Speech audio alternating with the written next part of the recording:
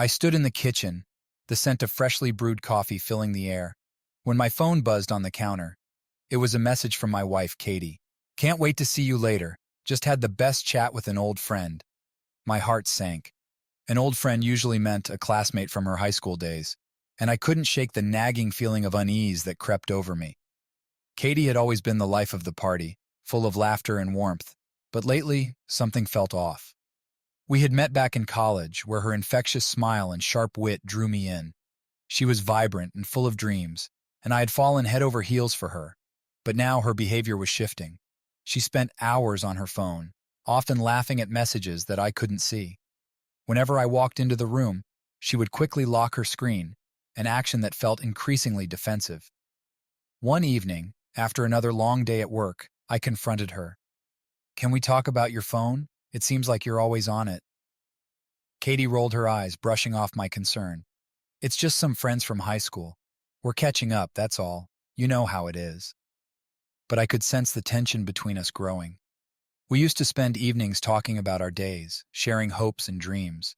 Now our conversations were limited to the mundane details of daily life. Weeks passed, and I couldn't shake the feeling that something was wrong. One day, as I ran errands, I decided to stop by a cafe that Katie frequently mentioned. My heart raced as I pushed through the door, and then I saw them. Katie was sitting at a table with a man I recognized from her stories, Dan, her high school classmate. They were laughing together, their eyes sparkling in a way that felt too intimate. I felt like the ground had shifted beneath me. How could she look at him like that? The realization that she was spending time with him while I sat at home alone was a dagger to my heart. When I confronted her later that night, she denied it, her voice steady. "We were just talking, nothing more. You're being paranoid." But I knew what I'd seen. Days turned into weeks, and I noticed more subtle changes in her. Katie was becoming less caring, her touch less tender. Little things she used to do, making my favorite dinner, leaving sweet notes, had vanished. Finally, I confided in my best friend, Mike. "I don't know, man. I think something's going on with Katie. She's distant, and I can't shake this feeling." Mike listened intently, nodding. "You should keep an eye on her. Just be careful how you approach it." I took his advice to heart, starting to observe her more closely. I noted the late nights, the vague excuses. "I have to finish a project," she'd say, her voice tinged with annoyance when I asked too many questions. One evening, after a particularly rough day, I received an anonymous message. The image that loaded on my phone was like a punch to the gut, a photo of Katie and Dan together, arms around each other, laughing. It felt like time had frozen as the realization washed over me. I confronted her the next night, my heart racing. "Katie, we need to talk." I pulled out the image, my hands shaking. "What's this?" Her face fell, tears welling in her eyes. "I can explain," she stammered, but I could see the guilt etched on her face. In that moment, everything shattered. My world, which had once seemed so solid, felt like it was crumbling away. The woman I loved, the woman I thought I knew, had betrayed me. As I stood there, staring into her eyes, the question echoed in my mind. Could I ever forgive her? I couldn't sleep that night. The weight of Katie's betrayal pressed heavily on my chest, suffocating me. I lay awake staring at the ceiling, my mind racing through every moment we had shared, every promise we had made. It felt like a cruel joke, and I was the punchline. The next morning, I woke up late. I had no energy to face the day, but I forced myself to get up. As I shuffled to the kitchen, I found Katie sitting at the table, a steaming cup of coffee in front of her. She looked up, her eyes red from crying. "Hey," she said softly, her voice trembling. "Can we talk?" I felt a surge of anger rise within me. "Talk? About what? Your little secret?" My words cut through the air like a knife, and I saw her flinch. "I made a mistake," she whispered, tears streaming down her cheeks. "I didn't mean for it to happen. Dan, it just happened." "Just happened?" I spat, my frustration boiling over. "You've been lying to me for weeks. You've shut me out while you were texting him and meeting him. How can you say it just happened?" Katie looked down at her hands, twisting the ring on her finger. "I was lonely. I thought you were too busy for me.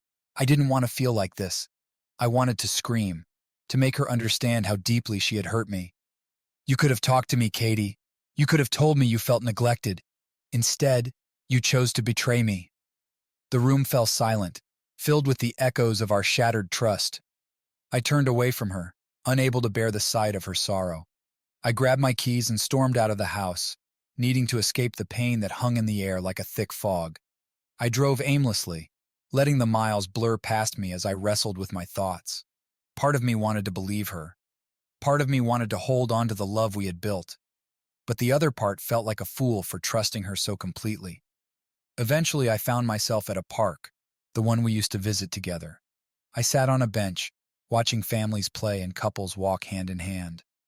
My heart ached with the memories of our happy moments, our laughter echoing through the trees, the warmth of her hand in mine. After a while, I decided to call Mike. I needed a friend. "Hey man, can we meet up?" "Of course, where?" "The park near our old college." When Mike arrived, he could see the turmoil on my face. "What happened?" he asked, concern etched in his features.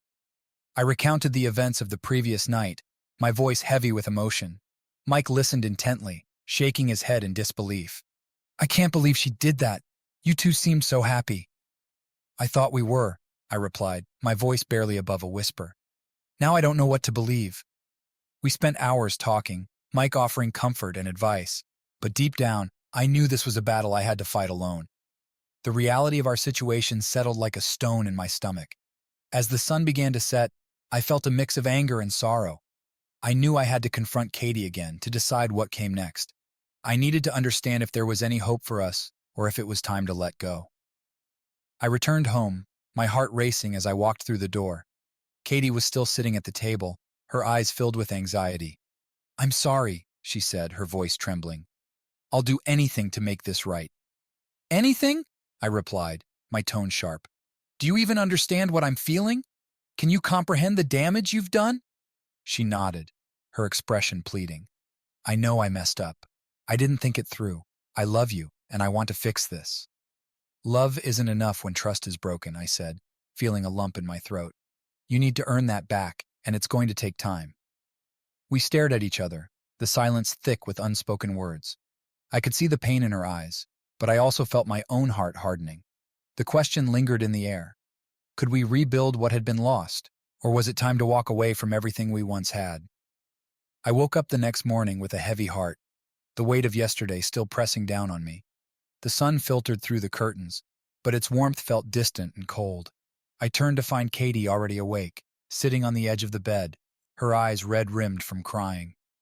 "Morning," she said softly, her voice barely a whisper. I responded with a nod, unsure of what to say.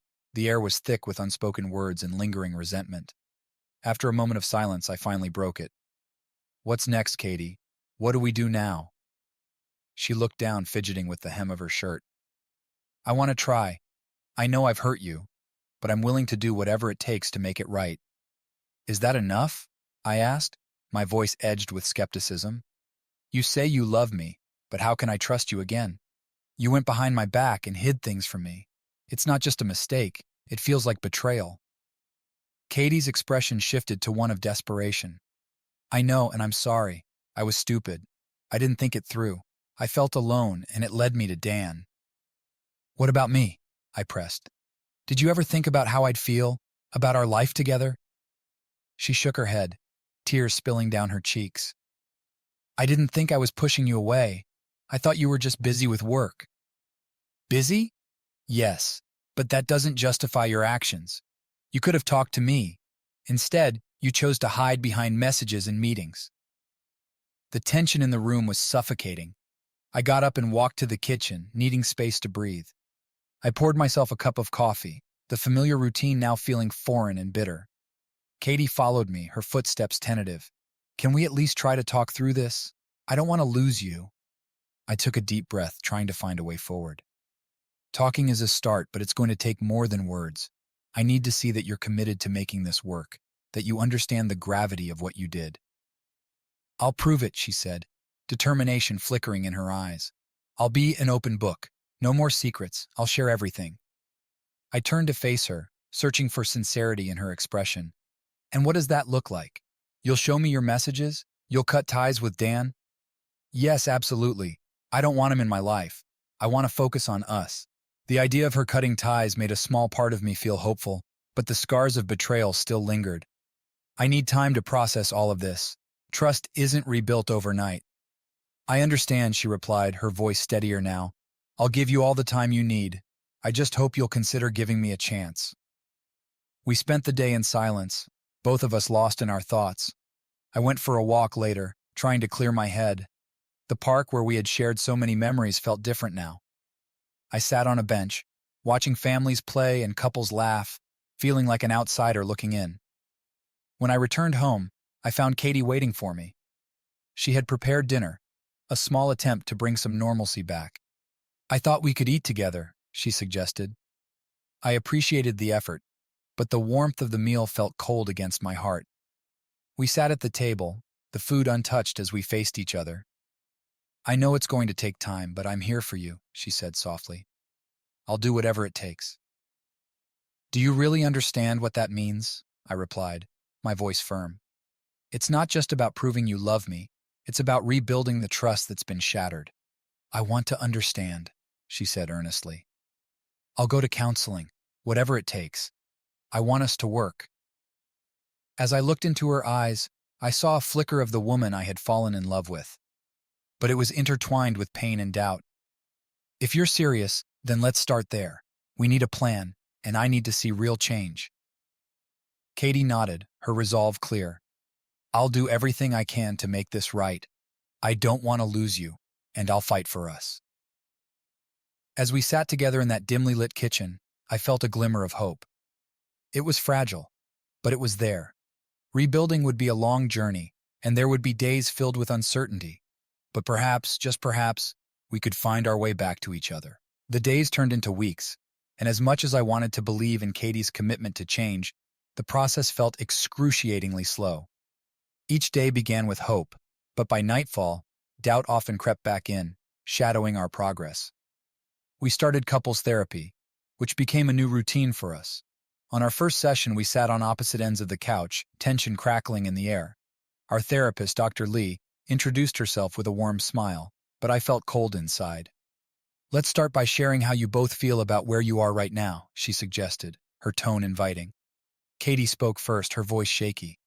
I know I've hurt him deeply, and I regret it every day. I want to fix this, but I don't know how. I could see the sincerity in her eyes, yet a part of me was still hesitant. It's not that simple, I interjected. I need to know that this isn't just words. Trust takes time to rebuild. Dr. Lee nodded, encouraging me to elaborate. What do you need from Katie right now? I need transparency, I said, trying to keep my voice steady. I want to see that she's committed to our relationship. It's not enough to just say it. Katie looked at me, her expression earnest. I'm willing to share everything. I've blocked Dan and I'll show you my messages. I want you to know I'm serious about this. Showing me isn't the same as proving it, I replied. I need to feel secure. Right now, I don't. Dr. Lee guided us through our feelings, encouraging open dialogue. It was uncomfortable but necessary. Each session felt like peeling back layers of pain, exposing wounds that needed healing. As we continued therapy, I noticed small changes in Katie. She was more attentive, making an effort to check in with me throughout the day. She'd send texts just to say she loved me or ask about my day. But as much as I appreciated the effort, I still felt guarded. One evening, after a particularly draining session, I found myself at home, scrolling through social media. I stumbled upon a post from a mutual friend, pictures of a gathering where Katie and Dan were both tagged. My heart sank. I confronted her that night, my voice low but tense. I saw the photos from the party. You didn't tell me you were going. Katie's face fell. I didn't want to upset you. I thought I could handle it. Handle it? How do you think that makes me feel? I snapped. It feels like you're still hiding things. I promise I wasn't trying to keep it from you. I thought it was a group thing and you'd be okay with it, she pleaded. I want you to trust me. Trust isn't just about intentions. It's about actions, I replied, feeling a familiar wave of frustration wash over me. Every time I see you interacting with him, it reopens the wounds. She nodded, tears welling in her eyes. I understand. I should have communicated better. I'll work harder to show you I'm committed. That night I lay in bed staring at the ceiling, battling with my emotions. It was exhausting. I wanted to forgive her, But every time I thought we were making progress, something would remind me of the betrayal. Days turned into more sessions, and with each one, I learned to articulate my feelings better. Dr. Lee helped us navigate our pain, emphasizing the importance of open communication. I started to see that healing wouldn't just come from Katie's efforts, it needed to come from me as well. One day, I decided to share my struggles more openly. "I'm scared," I admitted during our session. "I'm scared of losing you, but I'm also scared of getting hurt again." Katie reached for my hand, squeezing it gently. "I'm scared too. I don't want to lose you, and I'm doing everything I can to make sure that doesn't happen." Dr. Lee guided us, suggesting we create a plan for the next few months. Set small goals for rebuilding trust and check in with each other regularly. "This will help create accountability," she said. We left the session feeling slightly lighter, the path ahead still uncertain, but a little more hopeful. That night, I talked with Katie about our goals. "Let's commit to weekly check-ins. We can discuss what's working and what isn't," I proposed. Katie smiled, relief washing over her face. "I'd like that. It'll help us stay on the same page."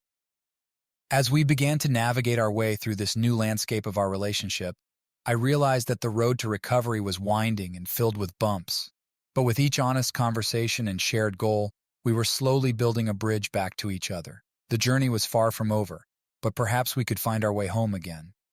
The weeks rolled on, and our therapy sessions became a cornerstone of our efforts to rebuild. Each week, we tackled new issues, but the lingering weight of Katie's betrayal still loomed over us. I found myself oscillating between hope and despair, trying to cling to the belief that we could emerge stronger from this turmoil. One evening, we decided to have a date night, a chance to reconnect outside the confines of therapy. I suggested a cozy little restaurant we used to love, where we had shared countless laughs and intimate conversations. I hoped that revisiting those memories would rekindle some of the warmth that had faded. As we sat at our table, the ambiance of soft music and flickering candlelight surrounded us. Katie looked beautiful, her smile tentative yet hopeful. "I'm glad we're doing this," she said, reaching across the table for my hand. "Me too," I replied, trying to smile back. But the unease lingered. "I just want us to be okay again." "I do too," she said, her eyes sincere. "Let's make an effort to focus on the good tonight, all right?" We talked about everything, lighthearted memories, our future plans, and even our favorite TV shows. For a moment, I felt a semblance of the connection we had lost. But as the night wore on, I could sense the tension creeping back in. After dinner, we decided to take a walk along the nearby river. The night air was cool, and the stars twinkled above us, creating a serene backdrop. But as we strolled, my mind wandered to the shadows of our past. "Do you remember the first time we came here?" I asked, attempting to break the silence. "Of course," Katie replied, a smile lighting up her face. "You tried to impress me with that ridiculous joke about the ducks." I chuckled, recalling the moment, but it felt bittersweet. "Yeah, I thought I was charming. You laughed, and I was hooked." "Those were good times," she said softly, her tone shifting. "I miss that lightness." "I do too," I admitted. "But it's hard to feel that way when I'm constantly reminded of what happened." Katie looked down, her expression pained. "I know. I'm so sorry for everything. I wish I could take it back." "I know," I said, my voice low. "But we can't change the past. We can only work on the future." As we continued walking, I felt a spark of hope. "Maybe we can create new memories," I suggested. "Ones that don't involve the pain." Katie nodded, her eyes shining with determination. "I'd love that. Let's make a list of things we want to do together. New adventures." The idea resonated with me. "Yeah, like a bucket list for our relationship," I said, feeling a glimmer of excitement. "We can start fresh." That night, we sat down with a notepad, jotting down ideas. "How about a weekend getaway? Somewhere we've never been?" Katie suggested, her enthusiasm infectious. "Definitely. And maybe a cooking class? We could learn something new together," I added, feeling a sense of camaraderie returning. As we filled the page with ideas, laughter and lightness began to seep back into our interactions. For the first time in a while, I felt a sense of unity, a reminder of why we had fallen in love in the first place. But even amidst the excitement, I couldn't shake the underlying anxiety. I knew that while we were making strides forward, there would still be moments when the past would rear its ugly head. The following week at therapy, we shared our plans with Dr. Lee. I think it's a great step, she said encouragingly. Creating new memories can be a powerful tool in rebuilding trust. Katie smiled at me, her eyes sparkling with hope. We're committed to this, she said, her voice strong. As the session progressed, we discussed boundaries and the importance of honesty moving forward. You both need to keep checking in with each other, Dr. Lee reminded us. Communication is key. By the end of the session, I felt a mix of optimism and apprehension. As we left the office, Katie squeezed my hand tightly. We can do this, she said. Yeah, I replied, trying to match her enthusiasm. One step at a time. As we ventured into the next phase of our journey together, I knew there would be challenges ahead. But for the first time in a long while, I felt the flicker of hope igniting within me. Perhaps we could rediscover our love, piece by piece, and emerge stronger than before. The days that followed our renewed commitment felt like a delicate dance, each step carefully calculated as we navigated the aftermath of Katie's betrayal. We focused on our list of new adventures, excitedly planning a weekend getaway to a cozy cabin in the mountains. I could almost hear the laughter and feel the warmth of the fire as we envisioned our time away. But as the trip approached, I found myself grappling with unease. Would it really be a fresh start, or would the ghosts of our past haunt us in that secluded space? I tried to push those thoughts aside, reminding myself of our progress and the work we had put into our relationship. The day of the trip finally arrived. As we packed the car, I noticed Katie's excitement was palpable. She hummed softly to herself, her smile wide and genuine. I couldn't help but feel a flutter of hope, a part of me yearning for a connection that had felt distant for so long. The drive to the cabin was scenic, winding through lush forests and alongside shimmering lakes. We talked about everything and nothing, sharing stories and dreams like we used to. It felt good, almost normal, as the miles melted away. When we arrived, the cabin stood nestled among towering trees, its rustic charm immediately enveloping us. Katie jumped out of the car, taking a deep breath of the crisp mountain air. It's beautiful here, she said, her eyes sparkling. I smiled, feeling the tension in my shoulders start to ease.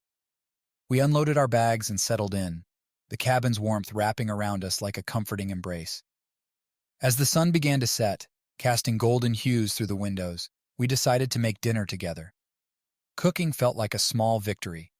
We chopped vegetables, stirred pots, and laughed over minor mishaps. It was reminiscent of our earlier days, when simple moments held joy. Yet, I still felt a flicker of anxiety beneath the surface, wondering if I could truly relax. After dinner, we sat on the porch, sipping wine and listening to the sounds of nature. The sky transitioned from orange to deep blue, and stars began to emerge. This is perfect, Katie said, leaning her head on my shoulder. It is, I replied, wanting to believe it was the turning point we both needed. But as the evening wore on, my mind began to wander back to the things left unsaid. Can we talk about everything again? I asked, breaking the comfortable silence. I don't want to ruin the moment, but I need to know how you're feeling. Katie sat up, her expression shifting from relaxation to concern. Of course, I want to be open with you. I guess I'm just wondering if you're still committed to putting in the work. The past still feels so close, I admitted, my voice laced with vulnerability. I am, she said firmly, her gaze steady. I know I've messed up, but I'm here because I love you. I want to show you that every day. I need to see that, I said, feeling a lump form in my throat. I'm scared of being hurt again. Katie nodded, understanding in her eyes. I get it. I'm scared too. But I promise I'm here for you. I won't let my past mistakes define us. The air between us felt charged, a mix of fear and hope. Let's make a pact, I suggested. If either of us feels uncomfortable or doubts creep in, we talk about it immediately. No holding back. I like that, she agreed, relief washing over her. We need to keep the lines of communication open, no matter what. As we sat there under the stars, I felt the tension begin to ease. There was still a long road ahead, but I realized that as long as we were willing to communicate, we could navigate through the shadows together. The following days were filled with hikes, laughter, and even a few misadventures as we tried new activities, like canoeing and attempting to build a fire. Each experience brought us closer, our shared laughter echoing through the woods. One afternoon, while exploring a nearby trail, we stumbled upon a hidden waterfall. The sight took my breath away. "Let's swim!" Katie exclaimed, her eyes sparkling with mischief. We jumped in without a second thought, the cool water refreshing against our skin. As we splashed and played, I felt a sense of freedom, a reminder of the joy that had once defined our relationship. As the sun began to set, painting the sky in vibrant colors, I pulled Katie close. "I can't remember the last time I felt this happy," I admitted, my heart swelling with emotion. "Me neither," she said, her voice soft. "This is what I've been missing." In that moment, I realized that while the past would always be a part of our story, it didn't have to dictate our future. With each shared experience, we were forging new memories, and perhaps, just perhaps, we could find our way back to the love we had once cherished. The days at the cabin felt like a dream, a refuge from the reality we had left behind. Each morning, we woke to the sound of birds chirping and sunlight streaming through the windows.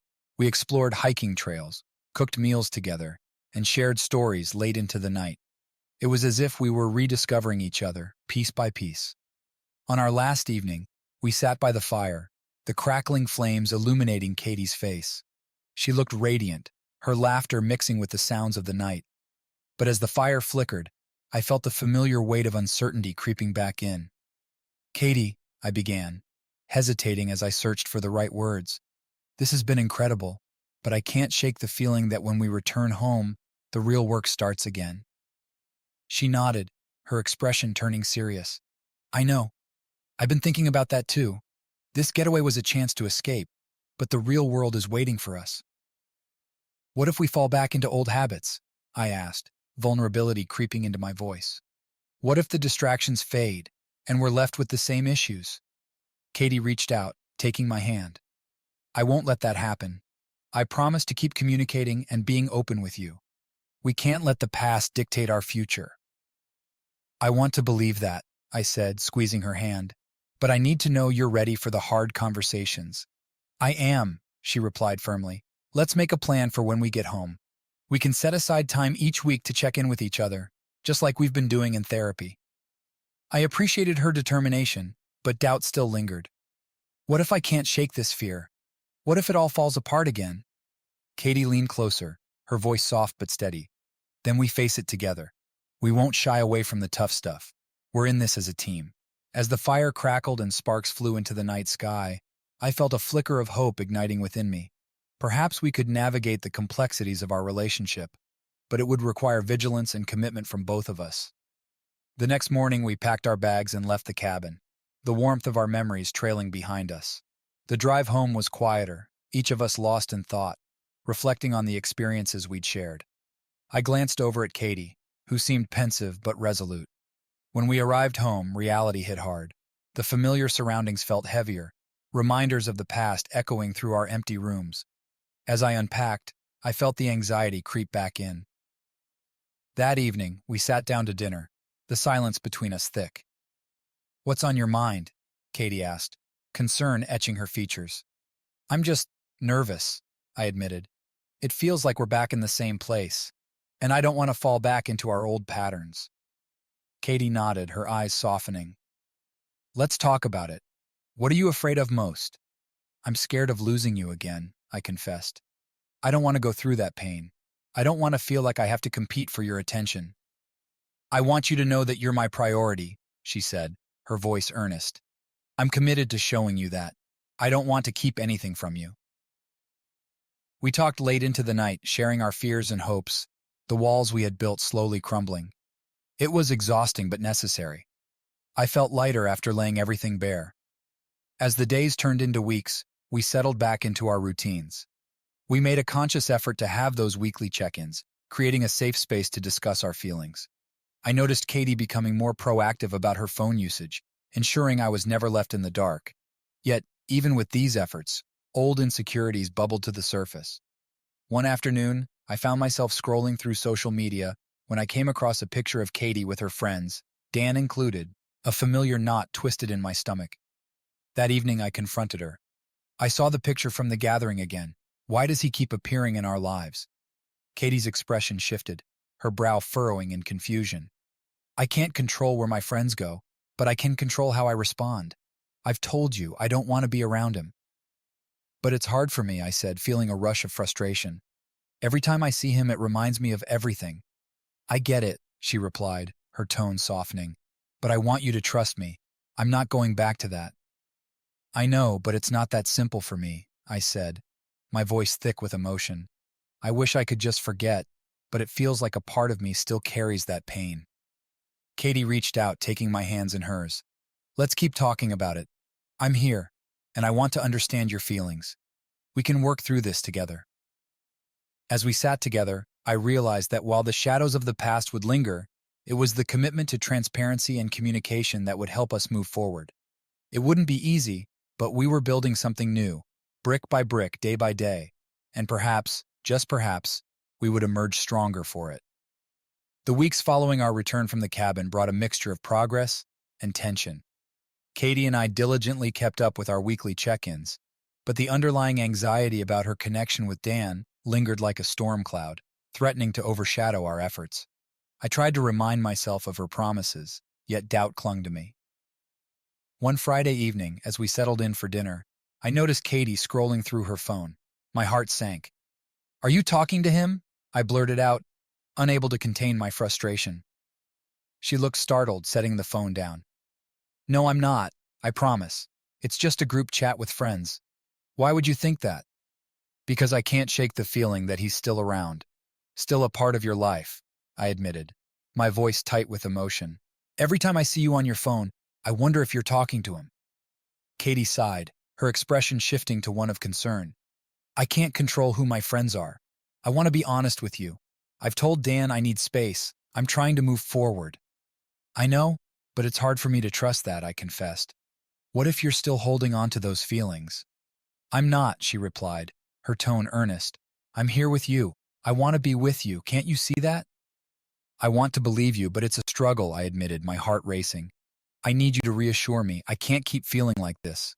She nodded, her eyes softening. "What can I do to help? I want you to feel secure. Let's set some boundaries if that's what you need." "Maybe we can agree to limit contact with him altogether," I suggested hesitantly. "Just until I can get more comfortable with everything." Katie paused, contemplating my request. "I understand why you'd want that. I'll do it, but I need to know it's for us, and not just because of my past." "It is for us," I said, my voice steady. "I want to focus on our future, but I need to know you're committed to that too." After that conversation, we both made a conscious effort to build a stronger foundation. Katie distanced herself from Dan, while I worked on my trust issues. The next few weeks felt like a fragile truce, but each day brought new challenges. One afternoon, I received a text from a mutual friend inviting me to a gathering. My immediate instinct was to decline, fearing the anxiety of being in the same space as Katie's past. But as I considered it, I realized this was an opportunity to face my fears. "Hey, I got an invite for a get-together this weekend," I told Katie over dinner. "I think I want to go." She looked surprised. "Really? That's great. Are you sure?" "I need to confront my feelings," I explained. "Avoiding situations won't help me heal. I want to support you in our relationship." Katie's smile was warm, but her eyes revealed her concern. "I'll be there too, just in case. I want to be by your side." The day of the gathering arrived, and my nerves were on high alert.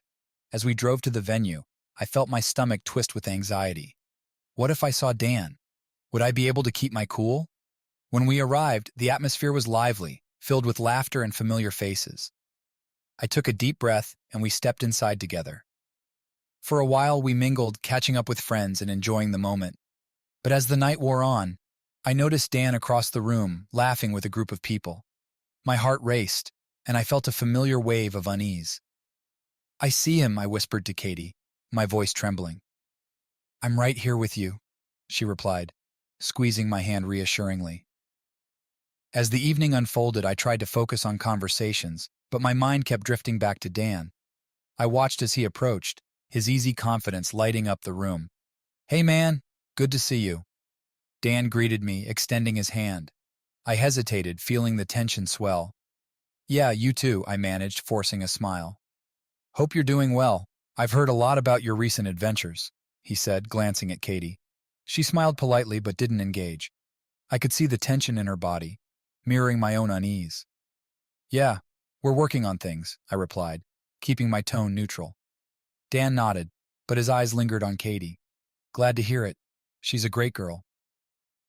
The compliment felt like a jab, and I took a step back, feeling defensive. She's my girl, I said, my voice sharper than I intended. The moment hung in the air, thick with unspoken words. Dan raised his hands, backing off slightly. Hey, I wasn't trying to overstep, just saying. I felt Katie's presence next to me, steadying me.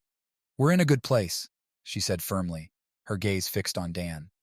And I'm focused on my future. Dan's expression shifted and he nodded. That's all that matters. Good luck, both of you.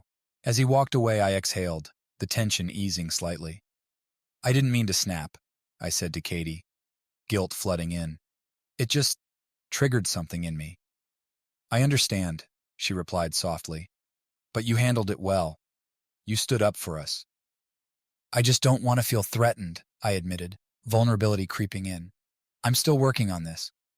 And that's okay, she said, her voice soothing. We're in this together. Just keep talking to me. The rest of the night passed in a blur, but I felt a shift within myself. I realized that facing my fears didn't mean erasing them. It meant acknowledging them and choosing to trust Katie.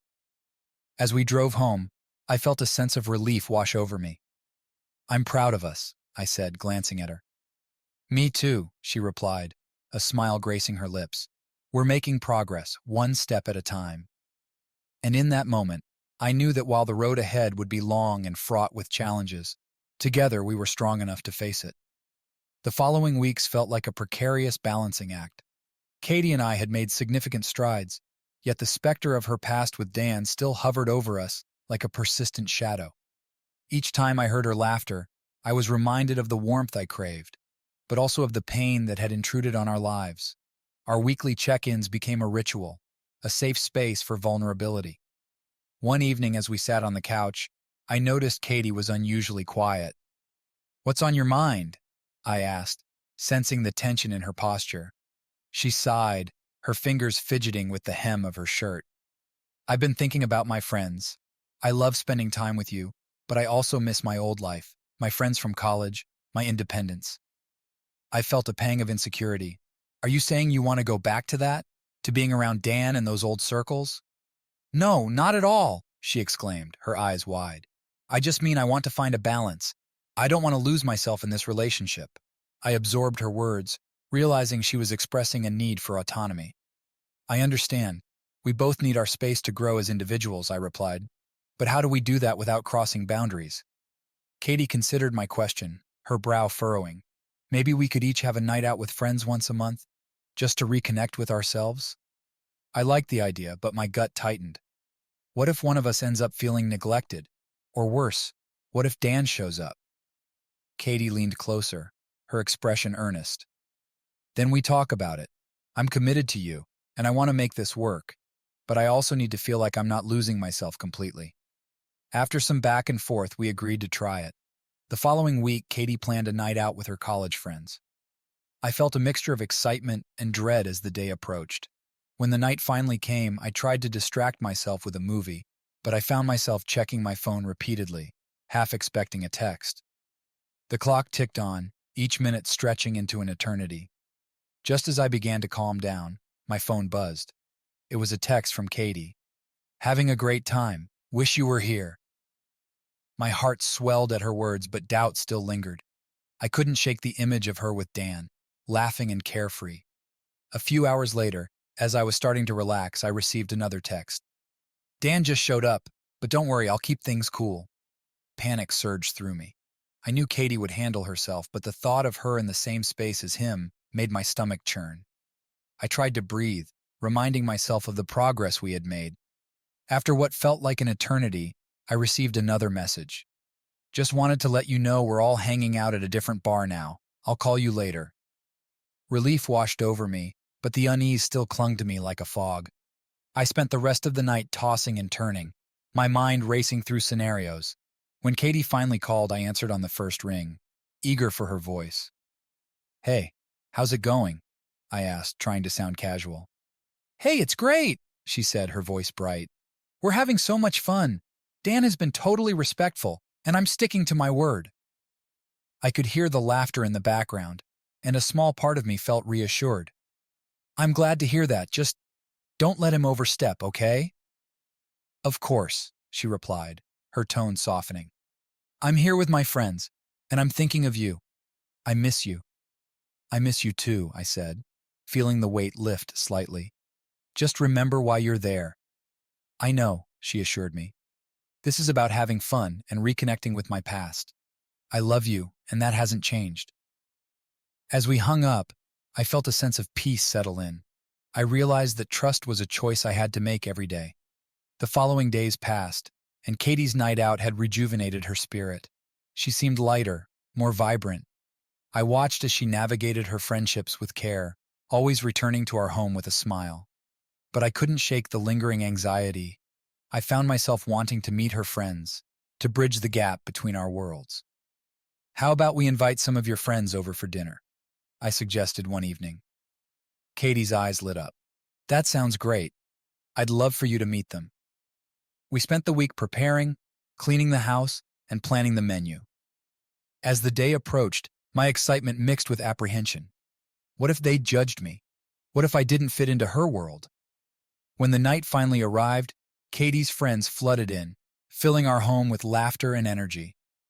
I watched as Katie glowed in their presence, effortlessly moving between conversations. I tried to engage, but the initial anxiety held me back. Eventually, one of her friends, Sarah, approached me. So how did you and Katie meet? I told our story, and as I spoke, I saw Katie's smile grow wider. Her friends seemed genuinely interested, asking questions and sharing stories of their own. As the evening went on, I began to relax. I realized I was part of something bigger, a community that Katie cherished. The conversations flowed easily, and by the end of the night, I felt a sense of belonging. After everyone left, Katie and I cleaned up together, her eyes sparkling. That was amazing. I'm so glad you met them, she said, wrapping her arms around me. Me too, I replied, feeling a warmth spread through me. I think it helped me understand you better. She smiled, leaning in for a kiss. We're building something beautiful, you know? In that moment, I realized that trust was not just about facing fears, but also about embracing our lives together. As we stood there, surrounded by the remnants of a joyful evening, I felt a renewed sense of hope for our future.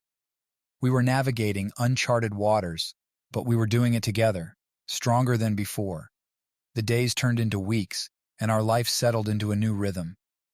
Katie and I continued to build on our progress, finding strength in our communication and growing closer than ever. I could sense her happiness radiating, which filled me with hope. But as much as I wanted to believe in our future, there was still an underlying tension regarding Dan. One evening, as we sat on the couch, Katie turned to me with a serious expression.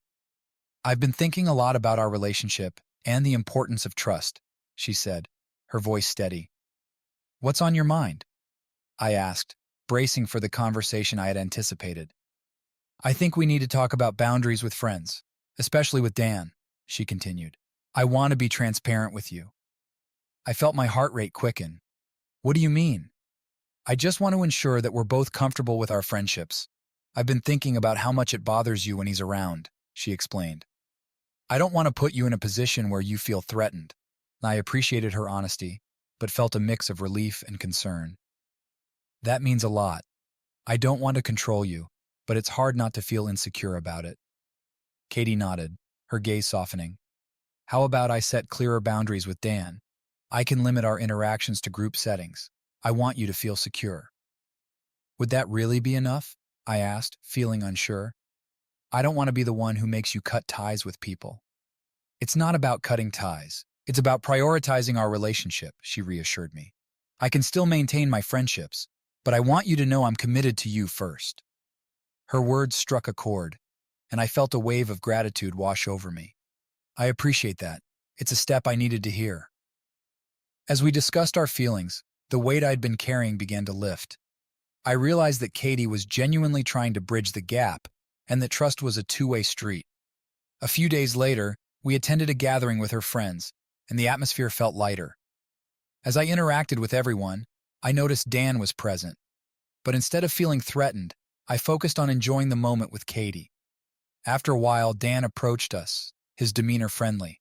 "Hey, how's it going?" he asked, flashing a smile. "Good," I replied, trying to sound casual. "Just enjoying the evening." Katie chimed in. "We've been having fun. It's great to see everyone."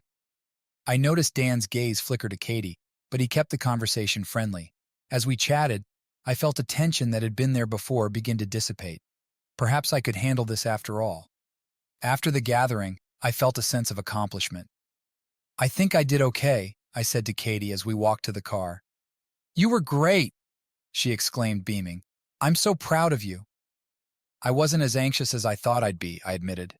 Talking to Dan felt different this time. As we settled into the car, I realized that I was beginning to see Dan as less of a threat and more of a part of Katie's past. That night, we talked about our hopes and dreams, sharing what we envisioned for our future. But the following week, something shifted. I noticed Katie's phone buzzing more frequently, and each time I felt a twinge of unease. I didn't want to invade her privacy, but curiosity gnawed at me. One evening, as she stepped out to take a call, I felt compelled to check her messages. I didn't want to, but the fear crept in.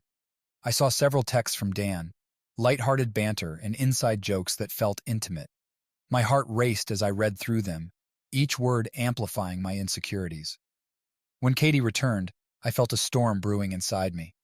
"Who were you talking to?" I asked, trying to keep my voice steady. She looked taken aback. "Just a friend." "Why?" "Is it Dan?" I pressed, unable to mask my frustration. Katie's expression shifted to one of concern. "Why does it matter? We agreed on boundaries." "I know, but it feels like you're getting too close again," I said, the hurt spilling out. "I saw the messages." "What? You checked my phone?" she asked, shock evident in her voice. "I didn't want to, but I felt like I had to," I admitted. "I'm scared of losing you." Katie's face softened. "You don't have to be scared. I'm here, and I'm committed to you. But you have to trust me." "I want to trust you," I replied, the vulnerability pouring out. "But every time I see his name, it feels like a threat." She took a deep breath, her expression resolute. "I can't promise I won't talk to him, but I will keep you in the loop. I want to be transparent, but I need you to trust me too." I nodded slowly, realizing that I had to let go of my fears. "I'll work on that. I'm just afraid of getting hurt again." "I understand," she said softly, "but I'm not going anywhere. We're in this together." That conversation opened a door to deeper understanding. I knew it would take time, but as we continued to navigate this path, I felt a growing sense of hope. We were learning how to communicate, how to trust each other, and how to love in a way that embraced both our past and our future. In the weeks that followed, I committed to focusing on the positive aspects of our relationship, celebrating the small victories. I started to see Dan less as a rival and more as a part of Katie's journey, a journey that I was now a vital part of. And as Katie and I stood together, hand in hand, looking toward a future we were building, I realized that trust is not just about the absence of fear, but about the presence of love and commitment. Together, we could face whatever challenges lay ahead. The following weeks felt like a delicate dance, each day bringing new challenges, but also moments of connection. Katie and I had committed to building trust, and I began to feel more secure in our relationship. However, the shadows of doubt still lurked in the corners of my mind. One Friday evening, Katie suggested we take a weekend trip to the coast. "It'll be good for us to get away, just the two of us," she said, her eyes sparkling with excitement. I agreed wholeheartedly, eager for a break from our routine. As we drove toward the ocean, the tension of the past weeks seemed to fade. The salty air filled the car, and I felt a wave of relief wash over me. We checked into a cozy beachside cabin, its charm and warmth inviting us to relax. That first evening, we strolled along the beach, hand in hand, watching the sun dip below the horizon. "This is exactly what we needed," Katie said, her voice filled with contentment. "It really is," I replied, feeling the peace envelop us. It was a moment of clarity amidst the chaos of our recent struggles. Later that night, as we cuddled on the couch, Katie turned serious. "I've been thinking about our future," she said softly. "I want us to talk about what that looks like." I took a deep breath, ready to engage in this crucial conversation. What do you envision? I asked, leaning in. Well, I see us growing together, maybe even starting a family someday, she said, her gaze unwavering. But I want to make sure we're both fully committed to each other before we take any big steps. Her words filled me with warmth and hope. I feel the same way. I want to build a life with you, but I know we need to keep working on our trust. Katie smiled, and I could see the love in her eyes. It's all about communication. I want us to feel secure in each other, no matter what challenges we face. We spent the rest of the night discussing our dreams, sharing what we wanted from life. It was refreshing, and I felt more connected to her than ever. The next morning, we awoke to the sound of waves crashing against the shore. After breakfast, we decided to explore the local shops. As we wandered through quaint boutiques, I noticed a surf shop and suggested we take a lesson. Katie's eyes lit up at the idea. Surfing? Are you sure? She asked, a mix of excitement and apprehension in her voice. Why not? It'll be fun, I said, feeling adventurous. We signed up for a lesson, and soon we were suited up, standing on the beach with boards in hand. The instructor guided us through the basics, and as we paddled out into the water, adrenaline surged through me. I glanced at Katie, who was laughing and splashing water at me. The thrill of the moment washed away the remnants of doubt. After a few falls and countless attempts, I finally managed to ride a wave. The feeling was exhilarating. I turned to see Katie catching her first wave too, her laughter echoing in the air. We spent the afternoon riding the waves, and as the sun began to set, we collapsed on the beach, breathless and happy. That was amazing, Katie said, grinning from ear to ear. I can't believe we did that. I know. I didn't expect to have so much fun, I replied, feeling a deep sense of joy. As we sat on the sand, I turned to her. You know, this trip has been a turning point for us. I feel like we're really moving forward. I feel it too, she said, her expression serious again. But I want to make sure we stay grounded. I don't want to lose sight of what we've built. Her words resonated with me. Absolutely. Let's keep checking in with each other, even when things feel good. We returned to the cabin, tired but exhilarated. That night, as we cozied up by the fire, Katie's phone buzzed. She glanced at it and frowned slightly. It's Dan, she said, her voice hesitant. I felt a knot tighten in my stomach. What does he want? He's asking if I want to join him and some friends for a dinner next week, she replied, her eyes searching mine for a reaction. I took a moment to gather my thoughts. What do you think? I asked, trying to keep my voice steady. I don't want to avoid him completely, but I also want to respect our boundaries, she said, her brow furrowed in thought. What if I invite him over instead? That way you're both in the same space. I considered her suggestion. That could work. It would help me see how you interact with him. Katie nodded. Okay, I'll message him and see if he's free. As she typed, I felt a mix of apprehension and determination. I wanted to face this challenge head-on, knowing that avoiding it would only create more problems. The following week, Dan accepted Katie's invitation, and the day arrived with a blend of excitement and anxiety. As we prepared the house, I felt the familiar tension return. When Dan arrived, I forced a smile, reminding myself to stay composed. Hey man, good to see you, I said, shaking his hand. Good to see you too, he replied, his tone casual. Thanks for inviting me over. As we settled in, the atmosphere was surprisingly relaxed. Katie moved seamlessly between the two of us, and I found myself drawn into the conversation. I kept my guard up, but I noticed that Dan was respectful, keeping the tone light and friendly. Throughout dinner, I observed Katie's interactions with Dan. There was an ease between them, but I also felt reassured by her commitment to me. After a few glasses of wine and laughter, I started to let my guard down. As the night wore on, I realized that I wasn't as threatened as I had anticipated. We were all laughing together, and I felt a sense of camaraderie that I hadn't expected. When Dan left, I felt a wave of relief. That went better than I thought, I said to Katie, who smiled back at me. I'm glad you felt comfortable, she replied. I want us to be open with each other about everything. I appreciate that, I said, feeling a sense of gratitude. It's getting easier to trust you. As we cleaned up, I knew that our journey was far from over, but that night felt like a significant step forward. We were learning to navigate the complexities of our relationship, embracing the challenges while celebrating the victories. In that moment, I realized that love isn't just about the good times. It's about facing the storms together and coming out stronger on the other side. We were building a future, and I was more determined than ever to nurture the trust that was blossoming between us. The weeks following Dan's visit felt like a new chapter in our relationship. Katie and I were more open than ever, and the trust between us was gradually solidifying. However, the lingering presence of Dan still sparked a mix of emotions within me. One Friday evening, as we prepared for a casual dinner at home, Katie suggested we cook together. "Let's try that new recipe I found. It'll be fun," she said, her enthusiasm infectious. "Absolutely, I'm in," I replied, feeling the warmth of her energy. As we chopped vegetables and stirred sauces, laughter filled the kitchen. We shared stories from our week, and I felt a deep sense of connection.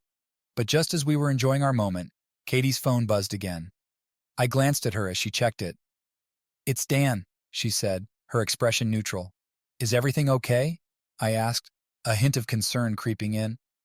"Yeah, he's just asking about plans for the weekend," she replied, her tone light. "He wants to see if we're free to hang out with some friends." I felt a familiar knot in my stomach. "What are you thinking?" "I don't know," she said, biting her lip. "I want to maintain my friendships, but I also don't want to make you uncomfortable." I took a deep breath. "I appreciate that you're considering my feelings. How about we invite some friends over instead? That way, it's a group thing." Katie's eyes brightened. "That sounds great. Let's make it a fun gathering."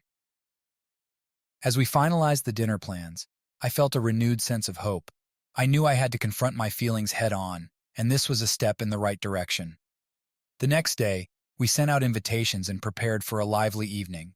As guests began to arrive, the atmosphere quickly filled with laughter and energy. I watched as Katie effortlessly moved through the crowd, her joy palpable. As the night progressed, I found myself feeling more at ease. Conversations flowed, and I engaged with her friends, sharing stories and jokes. When Dan arrived, I greeted him with a smile, reminding myself to stay grounded. "Hey man, good to see you again," I said, shaking his hand. "Good to see you too," he replied, looking genuinely friendly. Throughout the evening, I kept an eye on Katie and Dan, noting their interactions. There was a comfort between them, but I focused on the positive.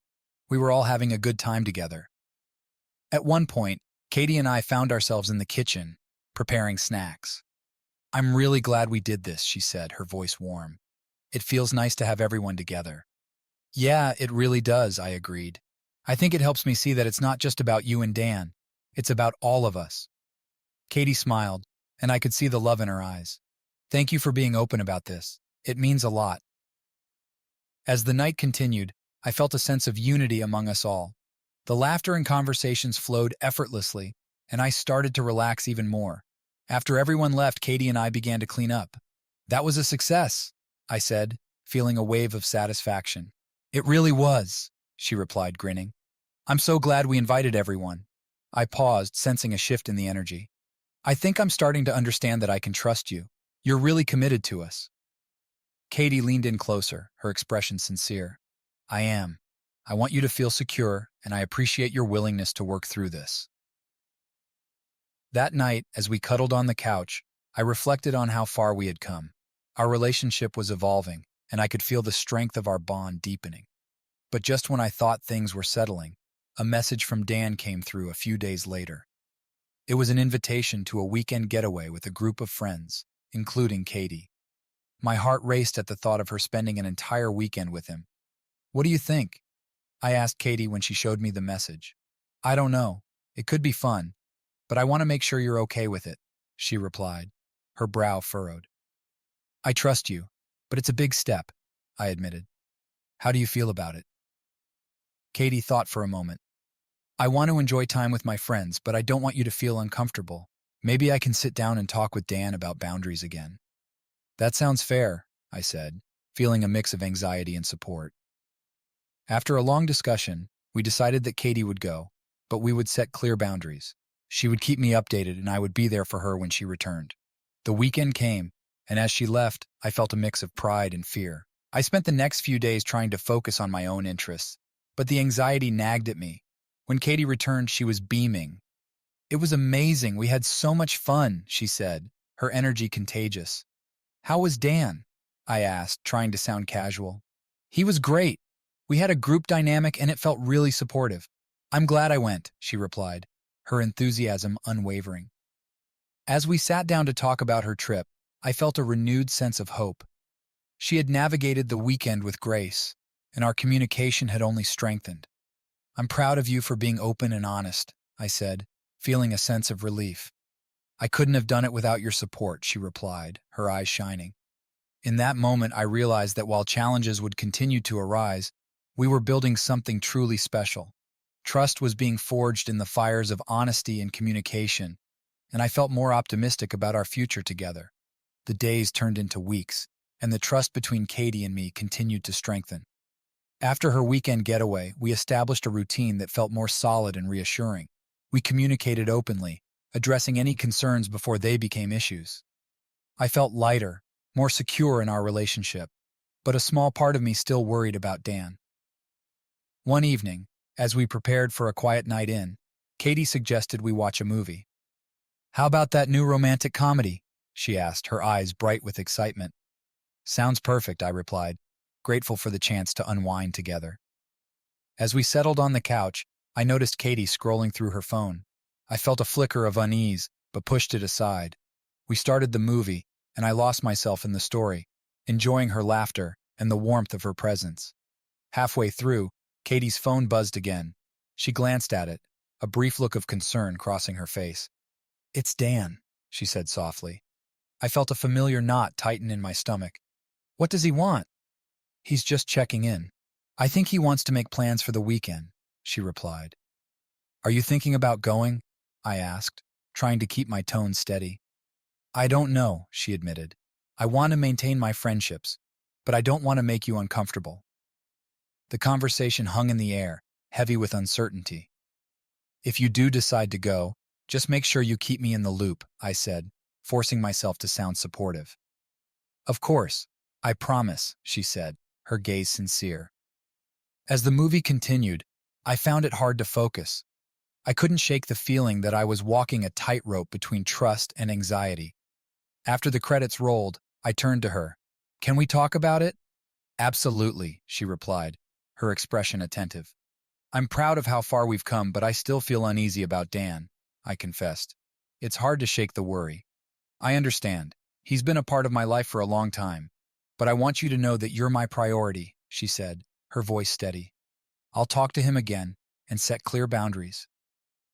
Thank you, I said, feeling a mix of relief and appreciation. It means a lot to hear you say that. The next day, I encouraged Katie to be proactive. Why don't you reach out to Dan and talk it through, I suggested. It might help ease your mind too. She nodded, determined. I will. I want to be clear about where we stand. Later that afternoon, I received a text from Katie. Just talked to Dan, I set boundaries, and I feel good about it. My heart lifted at her words. As the weekend approached, Katie shared her plan to have dinner with a larger group of friends, including Dan, but she assured me it would be casual and open. I decided to trust her judgment. When the evening arrived, I prepared myself for the gathering. I was nervous, but committed to being supportive. When we arrived, I felt the energy in the room. Laughter, music, and the smell of delicious food filled the air. I spotted Dan, who greeted us with a friendly wave.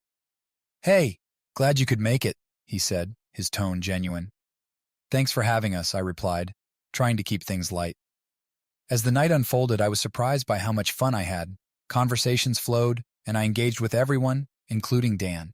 I watched Katie interact with him, and instead of feeling threatened, I felt a sense of camaraderie growing. At one point, we all played a group game that involved teamwork and laughter. I found myself genuinely enjoying the moment, feeling the bonds of friendship strengthen. Later in the evening, I pulled Katie aside. I'm really glad we came. I didn't expect to feel this comfortable, I admitted. I'm so happy to hear that, she said, her eyes shining. I knew you could do it. As we returned to the group, I realized that trust was not just about boundaries. It was about shared experiences and building a community. I was beginning to see Dan as just another friend rather than a threat. When the night ended, I felt a sense of accomplishment. That was amazing, I said to Katie as we walked to the car. I'm proud of you, she replied, squeezing my hand. You handled it so well. As we drove home, I reflected on how much had changed in such a short time. I was learning to embrace the complexities of our relationship, finding strength in vulnerability. The following weeks continued to bring growth. We celebrated small victories, from making dinner together to tackling our individual challenges. Every conversation deepened our connection, and I started to envision a future together. One evening, while we were relaxing on the couch, Katie turned to me. "I've been thinking about us and what we want in the future," she said, her voice soft. "Me too. I feel like we're really building something special," I replied, my heart racing at the thought. "I want to take the next step, but I also want us to be ready," she said, her expression earnest. "What do you mean?" I asked, curious. "I think it might be time to talk about moving in together," she suggested. The idea sent a rush of excitement through me. "Wow, that's a big step, but I love it. I think we're ready." Katie smiled, a look of relief washing over her face. "I was hoping you'd feel the same way." We spent the rest of the evening discussing what moving in together would look like. As we planned, I felt a surge of optimism. Our journey was far from over, but I was ready to embrace the future with Katie by my side. Together, we could face anything. The next few weeks were filled with excitement and anticipation as Katie and I dove into the idea of moving in together. We spent evenings discussing potential places, imagining how we could blend our lives more fully. Each conversation deepened our connection and solidified my belief that we were ready for this step. One Saturday, we decided to visit a few apartments that were on the market. As we toured the first place, I could see Katie's eyes lighting up at the spacious living room and the large windows that let in the sunlight. "This could be our cozy haven," she said, her voice full of hope. "It has a lot of potential," I agreed, picturing our furniture and the moments we would share in that space. We moved through the rooms, discussing what we liked and how we could make it feel like home. After a few more viewings that day, we sat in a nearby cafe to reflect. "What do you think about the last one?" I asked, sipping my coffee. "I loved it. The layout was perfect for us, and I can already imagine us cooking in that kitchen," Katie replied, her excitement contagious. I nodded, feeling the same thrill. "I think we should apply for it. It feels right." Over the next few days, we filled out applications and prepared for the possibility of a new chapter. The thought of living together filled me with a mix of eagerness and nervousness. I wanted to make sure we were both on the same page about everything. One evening, while we were packing some of my things for the move, I turned to her. "Have you thought about how we'll handle the little things, like chores and sharing space?" "Definitely," she said, her expression serious. "I think we should set some ground rules early on. I want to make sure we both feel comfortable." We spent the next hour discussing everything from who would handle cleaning to how we would manage our finances.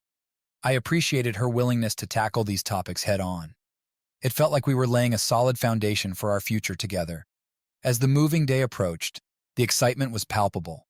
We rented a truck, and I spent hours packing my belongings, deciding what to keep and what to donate.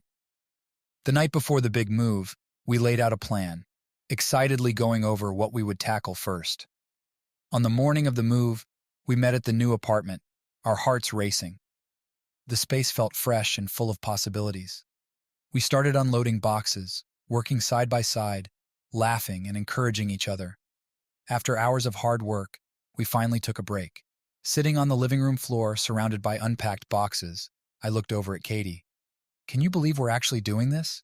I asked, feeling a wave of happiness. "It's surreal. I'm so glad we're in this together," she replied, her smile brightening the room.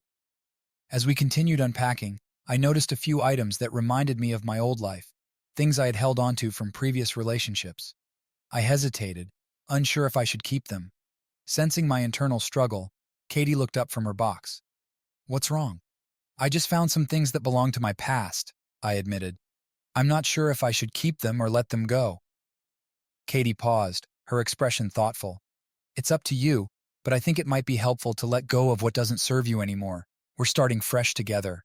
Her words resonated with me. I took a deep breath and began sorting through the items, deciding to donate or discard what I didn't need.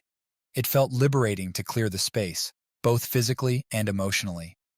As the evening fell, we finally began to see the apartment come together. We decorated the living room with our favorite artwork and arranged the furniture to create a warm atmosphere. By the time we collapsed on the couch, exhausted yet fulfilled, the place felt like home. "This is our space now," Katie said, leaning against me, her head resting on my shoulder. "It is," I agreed, feeling a deep sense of gratitude for this journey we were on together. As we sat in comfortable silence, I realized that while we were building a home, we were also building a life, a partnership founded on trust, communication, and love. This new chapter was just the beginning, and I couldn't wait to see where it would lead us. The first few weeks of living together felt like a whirlwind of excitement and adjustment. Every morning I woke up next to Katie, and each day brought new moments to cherish. We explored our neighborhood, discovering coffee shops, parks, and local markets, reveling in the little joys of our shared life. One evening after a long day, we settled into our cozy living room, a mix of boxes and furniture around us. I was flipping through channels when Katie looked over, her eyes sparkling. "Let's make this place feel more like home. How about a little DIY project?" "What do you have in mind?" I asked, intrigued. "I've been thinking about creating a gallery wall with our favorite photos," she said. "It would be a great way to personalize the space." I loved the idea. We spent the evening sorting through our pictures, memories from our travels, candid moments with friends, and selfies that made us laugh. As we arranged the photos, Katie shared stories behind each one, and I felt an overwhelming sense of connection. "This one was from our road trip to the coast," she said, holding up a picture of us grinning in front of a sunset. "Remember how we got lost and ended up at that random diner? How could I forget? The best milkshakes ever!" I laughed. Once the gallery wall was up, the living room transformed. The vibrant images reflected our journey together, and I felt proud of what we were building. As the days went on, we settled into a routine. We shared cooking responsibilities, alternating between trying new recipes and enjoying our favorite comfort foods. On weekends, we explored nearby hiking trails, deepening our bond with each shared adventure. However, as we adjusted, I realized I hadn't fully addressed some lingering insecurities regarding Dan. While I trusted Katie, I still found myself occasionally wondering about their past interactions. One evening, as we relaxed after dinner, I decided it was time for a heart-to-heart. "Katie, can we talk about Dan?" I asked, my voice steady but my heart racing. "Of course," she replied, her expression open. "I know we've talked about boundaries, but sometimes I still feel a bit uneasy," I admitted. "I want to be honest about my feelings." Katie nodded, her eyes reflecting understanding. "I appreciate you bringing this up. It's important for us to communicate. I guess I just want reassurance that our relationship is solid and that you're fully committed," I said, searching her gaze. "You're my priority, and I'm fully committed to us," she said firmly. "Dan is a friend, but he's not a threat to what we have. I want you to feel secure." Hearing her reaffirmation brought relief. "Thank you. I really needed to hear that," I said, feeling the weight lift from my shoulders. "We can always check in with each other if anything feels off," she added. "I want you to feel comfortable." As the weeks turned into months, I found myself feeling more at ease. Katie's constant support and our open communication strengthened our bond. We faced challenges together, from minor household disagreements to deciding on weekend plans. Each experience brought us closer. One rainy Saturday, we decided to have a cozy day indoors. We curled up on the couch with blankets and watched movies, laughing at the cheesy ones and getting lost in the stories of the heartfelt ones. As the day went on, Katie turned to me, her voice soft. "I love this. Just being here with you. No distractions."